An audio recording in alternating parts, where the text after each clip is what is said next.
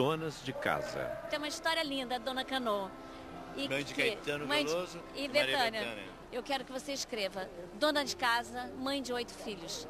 Então isso para mim é o que mais me importa. Quer dizer, temos aqui a lista de uma mãe de 8 filhos e de uma dona de casa. São pessoas que nos formaram, que formaram o Brasil. Já nos anos 80, a família começa a estruturar-se. O casamento começa a ser considerado, porque a monogamia é o momento culminante do processo da evolução do indivíduo, especialmente quando as leis que promulgam o casamento abrem espaço ao divórcio. Se os parceiros não se entendem, por esta ou aquela razão, divorciam-se. Mas por que a promiscuidade?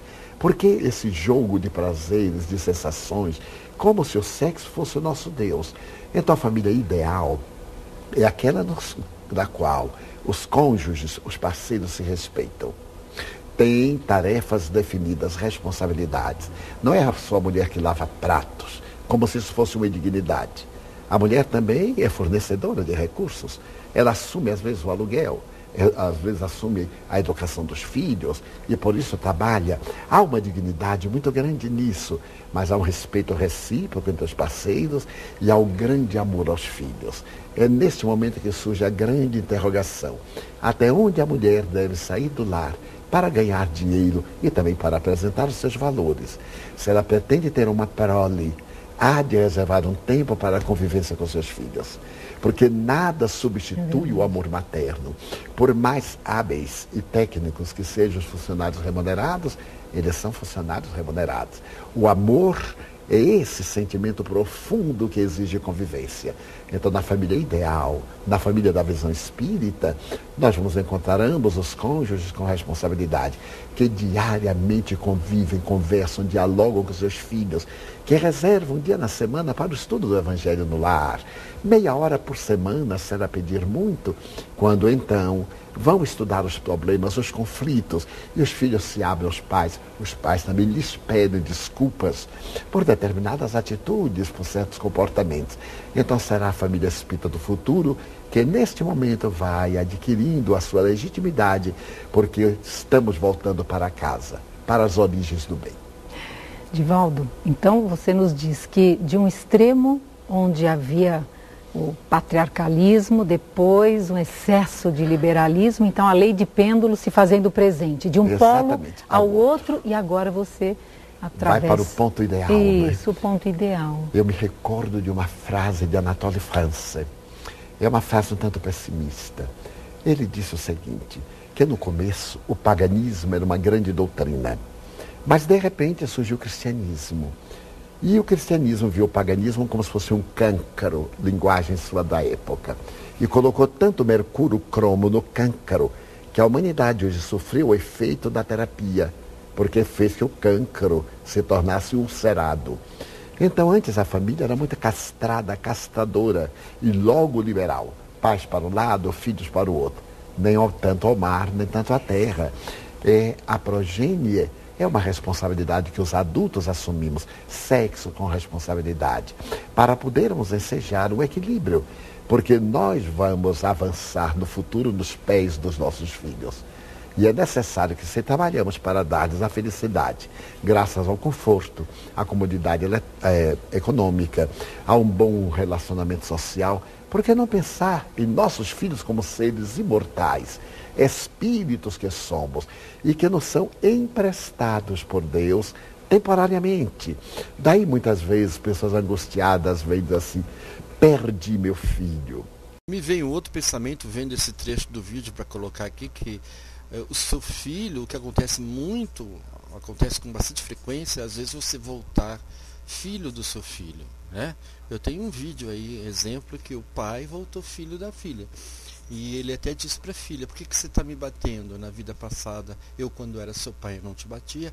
Então, se você educar mal o seu filho, pode ser que você receba aquilo que você não fez, ou que você fez, né? Educou mal, e você vai acabar recebendo um pai, né? Uma mãe desequilibrada, sem amor, egoísta, que vai usar o egoísmo com você, orgulhoso, que dificilmente vai aceitar a opinião alheia, até sua, e etc, etc. Então é bom fazer a nossa parte agora. que essa comunidade dos anos 60 para cá transferiu a educação para a escola.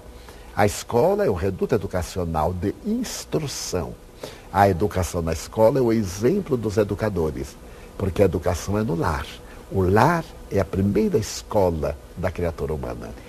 Não havendo uma visão espiritualista ou espiritista da família, fica muito confusa a família, porque nós não temos a família que gostaríamos, senão aquela de que temos necessidade, já que no mesmo grupo familiar vêm espíritos simpáticos e inamistosos e muitos adversários, e sem nos darmos conta, excluímos aquele membro que é desagradável. E vamos agora atender em demasia aquele com quem nós sintonizamos. Então a colocação feita por ele sobre a exclusão é fantástica, porque nos leva agora a abandonar a exclusão para a inclusão daquele membro no nosso arquipélago familiar, em nossa constelação. Já que está entre nós, teremos que trabalhar-nos para trabalhá-lo, a fim de que seja a educação exitosa. Como diz Kardec, não poderemos amar com a mesma ternura que nos trata bem, como aquele que nos trata mal. Sim. Mas podemos respeitá-lo, podemos ajudá-lo. E em breve nasce uma simpatia, nasce afetividade e terminamos por amar, que é a solução para o problema da família. Como entender a ingratidão dos filhos, até um tema do Evangelho, né? Ingratidão dos filhos para laços de família.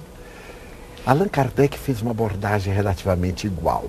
Na pergunta 685 do Livro dos Espíritos, quando fala das pessoas idosas, dos pais idosos, o dever que os filhos têm de retribuir-lhes todas as noites indormidas, através do carinho, nesse momento difícil da senectude, quando as forças diminuem, quando já não podem trabalhar, cumpre aos filhos assumir essa responsabilidade. A ingratidão é possivelmente um dos sentimentos mais primitivos da criatura humana, porque mesmo entre os animais selvagens há um vínculo de preservar a prole até quando possa lutar por si mesmo. O filho ingrato é alguém que esqueceu de si mesmo, porque é indubitavelmente um espírito doente, dominado pelo egoísmo, cheio de ressentimentos, guardando grandes culpas no seu inconsciente. Possivelmente um adversário do passado que retorna na condição de filho para reajustar-se e não logra o êxito, o que é profundamente lamentável. Daí Hellinger tem muita razão quando ele sai da desordem geral, ele alcança esse sentido de ordem, né, que é o afeto. Nós não podemos retribuir a vida biológica, mas podemos retribuir pelo menos a ternura, a gratidão. Buda costumava dizer assim: devemos amar. Amar a todos os seres sencientes como se fosse nossa própria mãe. E alguém perguntou: e se a mãe foi perversa? Se a mãe foi ingrata, ou se foi uma supermãe, perguntaríamos em linguagem moderna. Ele diz: o fato de ter nos dado a vida biológica merece toda a ingratidão, porque poderia ter abortado e não abortou. Estamos dentro do mesmo prisma. Toda vez que você abre mão de coisas pessoais em favor do próximo, quer seja na sociedade, quer seja na sua família, por exemplo, eu gostaria de não ser uma dona de casa ou ser uma dona de casa parcialmente, né? Meio período, mas não posso. Tenho o meu dever de cuidar dos meus filhos, de educá-los, de cuidar do meu marido, da minha casa com todo carinho e amor. Vou abrir mão da minha vida por eles, por amor a eles. Isso tem muito valor espiritual e significa para você felicidades futuras, realizações de sonhos nesta e em outras vidas, crédito espiritual. Então, a dona de casa tem um alto valor para Jesus, para Deus, e ela vai receber com certeza a sua recompensa. Leia o Livro dos Espíritos de Allan Kardec. É um livro de perguntas e respostas sobre todos os assuntos e é muito fácil de ler e entender.